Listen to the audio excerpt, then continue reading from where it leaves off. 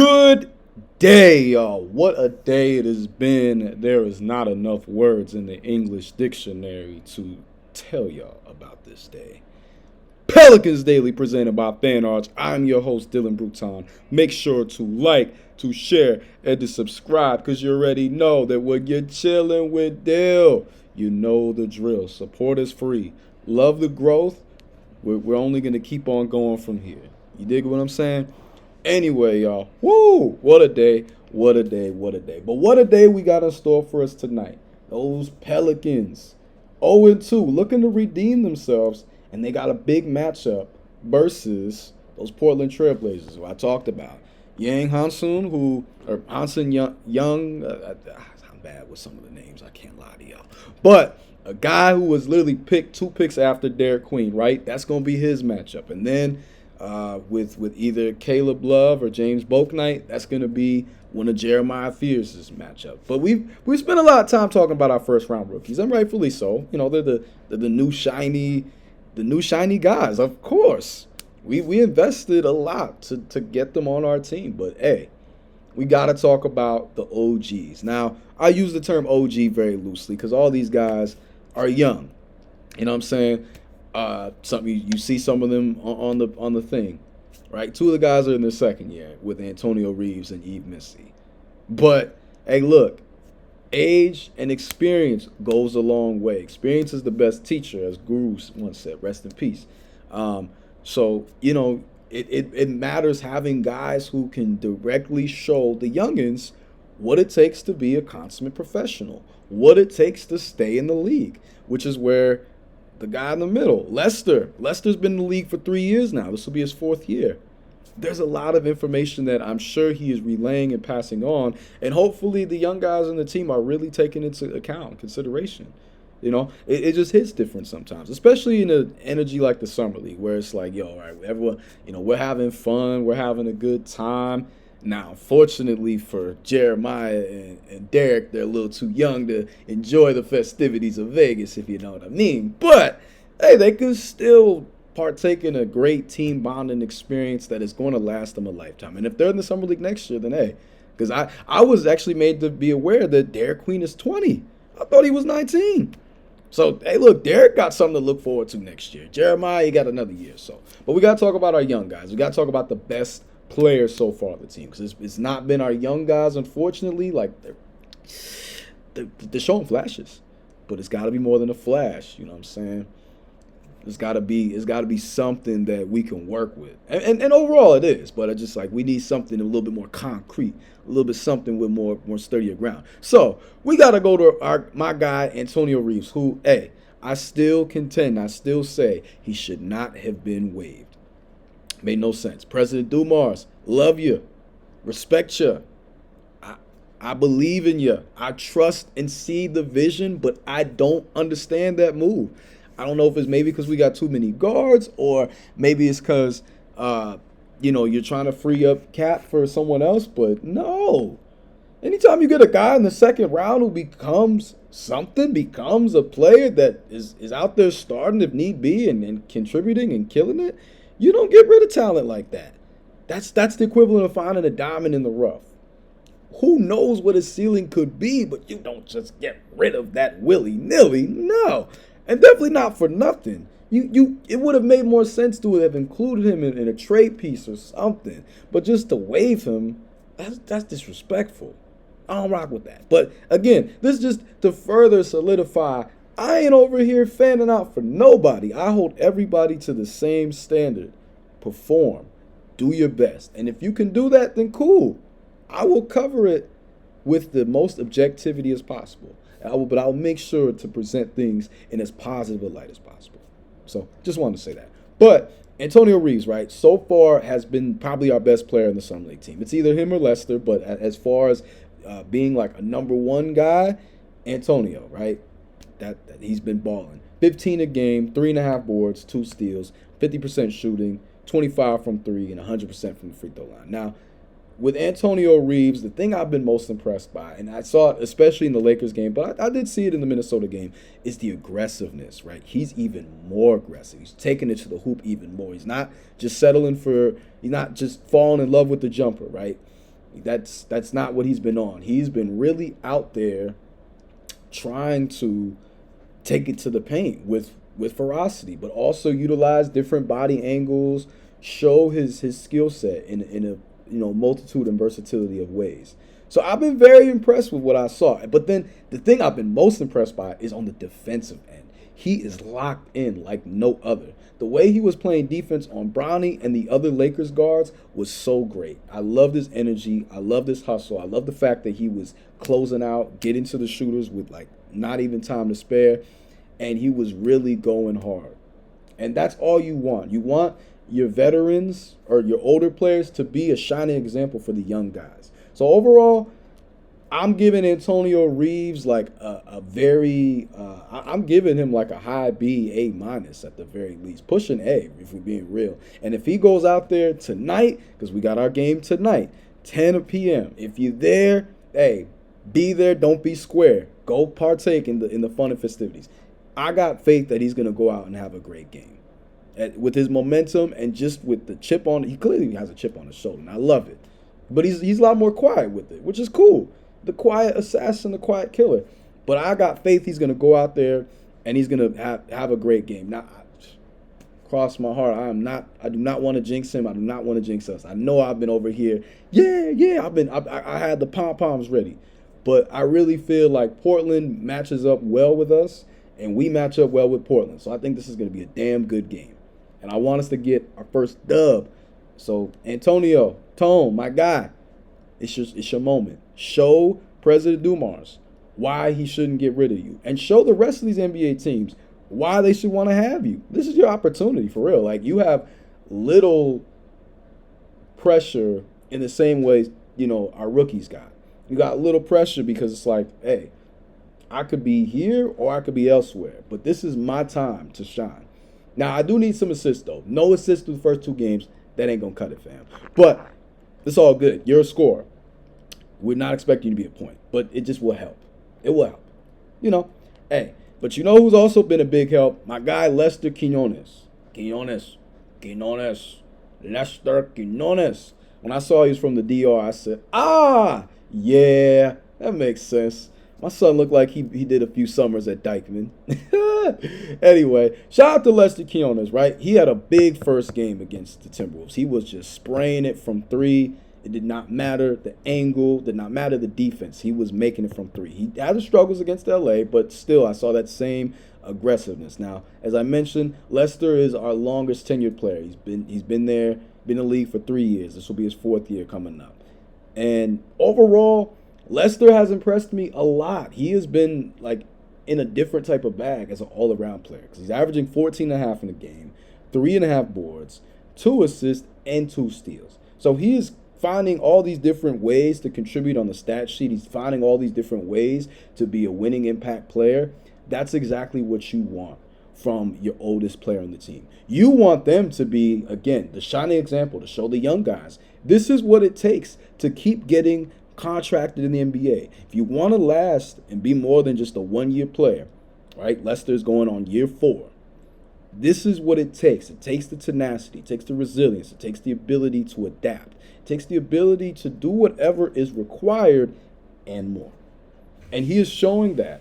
He is showing that greatly, and I feel like this summer league is going to, again, just like it's going to be big for Antonio Reeves.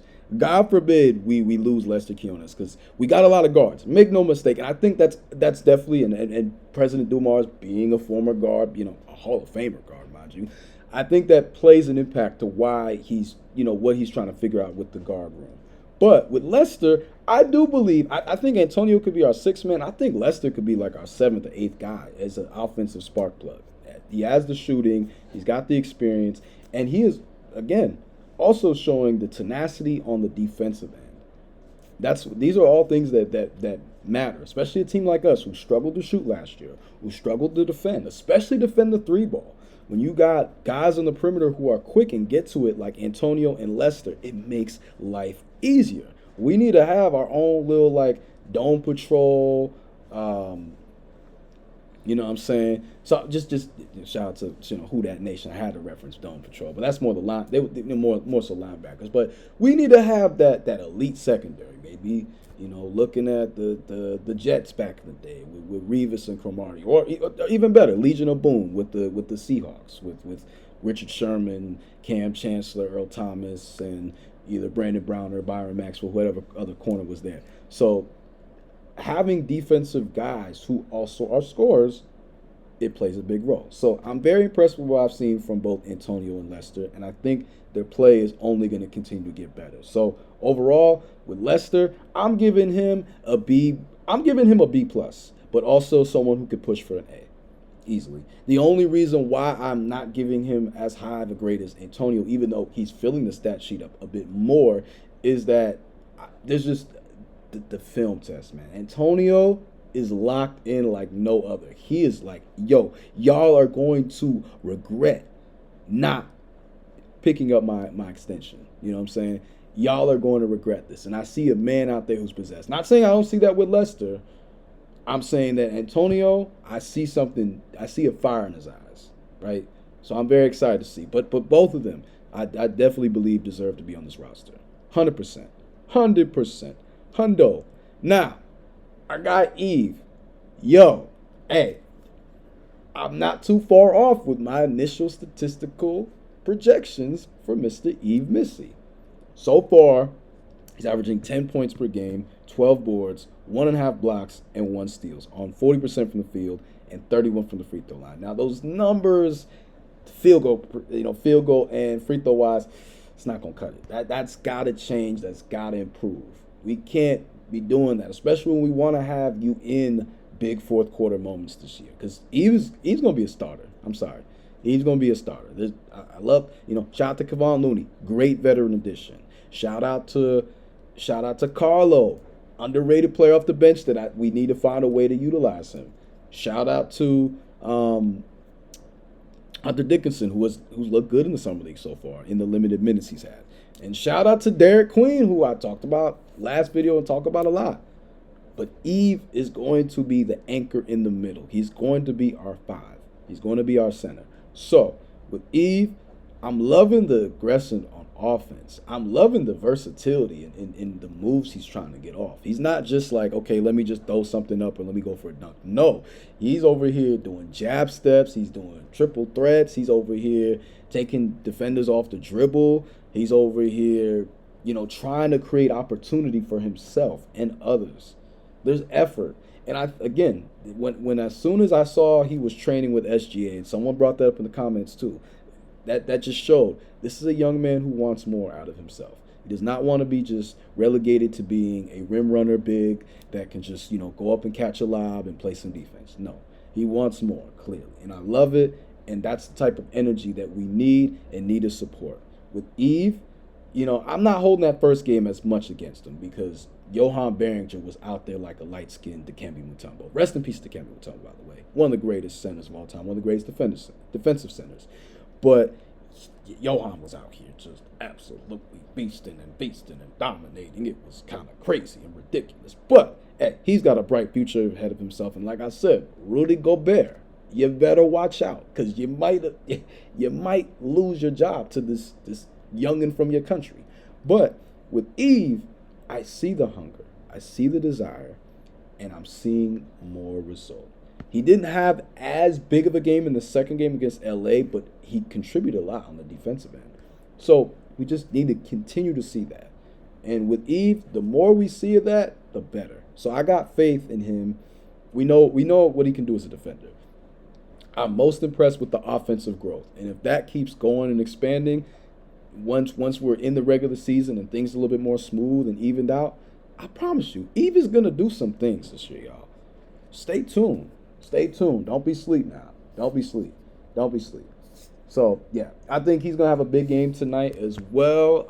Likely he's going to be a good help side defender with Yang Hun-sun. And maybe he'll get matched up against him too. Two very different type of players. But I'm excited to see what happens. I'm very excited to see how he responds. But also, Sissy Sissoko, right? Can't ignore what he's been doing and how he's been playing on the front court level.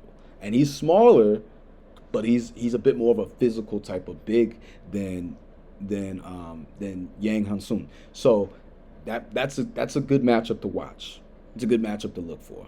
So now we get to my favorite part of the video, responding to y'all.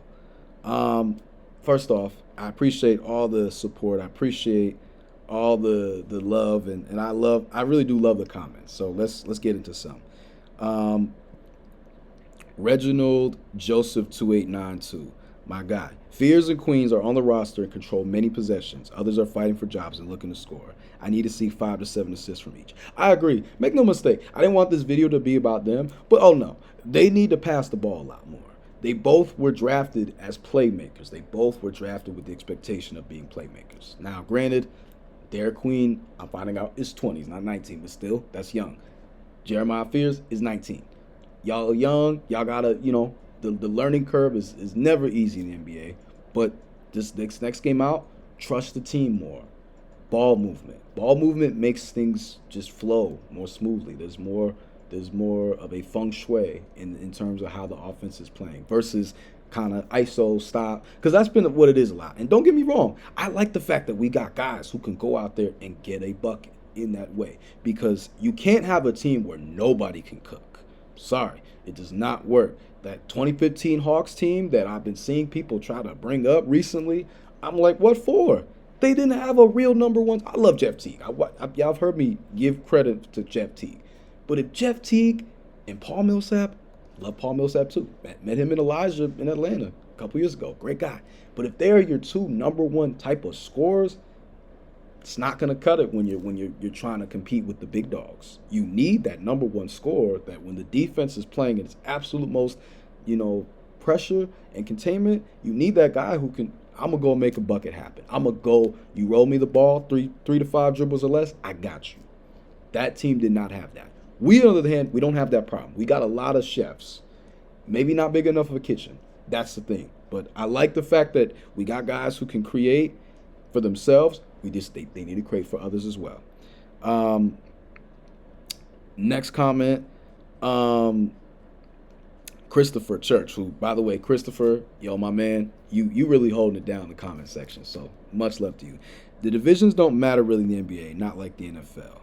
You're right, but I gotta slightly disagree with you, because in my opinion it does, because it impacts your seeding in the playoffs, and also it impacts the strength of your competition level, right? If you can win in your division, then you can win anywhere else, in my opinion. If you're in a strong division, we are in the strongest. We're arguably the toughest division in all of basketball, in my humble opinion. I can't think of another division that got more heavy hitters than us at this current moment. Please let me know if y'all can think of one. But right now, this division is like what the AFC North is in the NFL. You got every team here is vying and competing, and not just over here, regular. No. We have the literal defending champions in our division. So I hear you, but I gotta slightly disagree with you. But this next thing you said, Queen got to do some crunches, got to work that court. Yes, that he does got to get stronger. He does have to turn that. He's got to turn his weight into muscle. And when he does that, he unlocks that Zach Randolph type of bully ball aspect to his game, because he already has the mentality. He's from Baltimore. He's very unapologetic about that. I love it.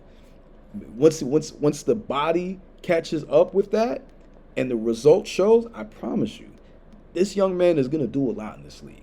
I have faith, and it's not like we just made that trade for no reason. My guy, Mr. Hennessy, Rob, legend right there, for real. Reeves is the new Najee. I'm not mad at that comparison. I still feel like Najee would fit on this team right now. And thank God that we were able to keep Herb. Knock on wood. I gotta find wood to knock on. Pause. I really want us to keep Trey Murphy. Yeah, y'all already know that. You know what I'm saying? TMT. Yeah, I guess Trey Murphy the third. But we need as many guys that can shoot threes and defend. It can't be said enough. So with Reeves, I'm not mad at that comp. He's got the three ball, and his defense is taking a leap. So stay tuned for more.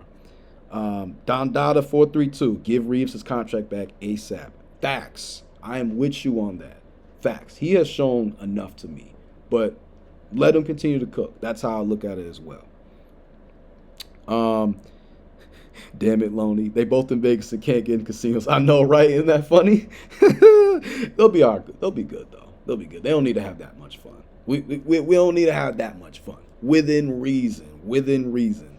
And then a couple more, but Christopher, because Christopher. Oh, actually, you know what? OE Tree. What musical instrument did you play? I played the alto sax, and I'm actually looking to get back into it. So, hey, stay tuned. Stay tuned. I'm a man of many talents and a man who's worn many hats in his life. So, stay tuned. And Christopher, I like this one. I think Zion pretty much might be our point guard. Y'all have heard me talk about point Zion a lot. I love the idea. We're going to see how it plays out. But I really do want to see with our current guard room because we're stacked. I mean, in my opinion, we have a really good roster. If it just comes down to execution, comes down to the result. Point guard wise, I think we're good. Like, we got guards. It's just who is going to be the distributor versus who is going to be the offensive scorer. That's the biggest question that's being asked. But I'll respond to one more comment of yours. Fears is 18, he will grow. He got the vision. I think more communication is what is missing. He sees plays that others aren't. A lot of his turnovers are off that. Yeah, no, I agree. Like, I have not at any point witnessed Jeremiah Fears look lost or look unconfident. In fact, if anything, that's the biggest thing that's going for him right now is that he has not wavered in his belief in himself, and I love that. That's exactly how you have to be. You got to be able to play through it. You got to be able to get through it, keep your spirit high, keep your energy high. So I'm very impressed with what I've seen. He's going to grow, and like you said, everything you said about Trae Young is still LOL, the good and bad. Fears will be fine. And yes, like, Trae Young isn't the perfect point guard, but both those guys had great freshman years at Oklahoma, and it led to them getting selected high in the first round. And I think that wholeheartedly, Jeremiah Fears can have a Trae Young type of impact, if not, and better. If love the Trae Young. Y'all have heard me talk about Trae Young all the time. I say all the time, no injuries, I might have been Trae Young. Who knows? Me and him are the same exact age, similar play style back in the day, whatever like that. Got love for Trae, for real. You know what I'm saying? I definitely got to meet Trae one of these days, and y'all will know about it. But with Jeremiah, I ain't worried about him. I got the utmost confidence and faith. I think he's going to have a good game tonight. But I really am excited to see what our older guys do because we got to get a W at the end of the day. We got to get wins. That's the thing that you're judged on, most importantly. So that way, the folks at Pelican Debrief and the folks at Pelican SI are writing those nice articles, with constructive critique on how we get better instead of, oh, it's over. Oh, don't wait the season. When it's like, bro, it ain't even preseason yet. It ain't even training camp. Give it some time. Take a deep breath. Inhale the good, exhale the bad. So we just got to stay with that mindset. But anyway, y'all, that's going to be it. That's going to wrap it up. As y'all can see, man, rain, sleet, snow, it don't matter. I'm going to deliver content however I can to y'all because I do it for y'all. Never forget that. So make sure to like, share, subscribe. You got any friends that love the Pelicans? Tell them this is the channel for them. But I appreciate the support nonetheless. Stay tuned for more. Shout out to Fan Arch for doing their thing. Hey, it's a blessing. I'm going to see y'all tomorrow. Y'all have a great rest of your day, and ciao.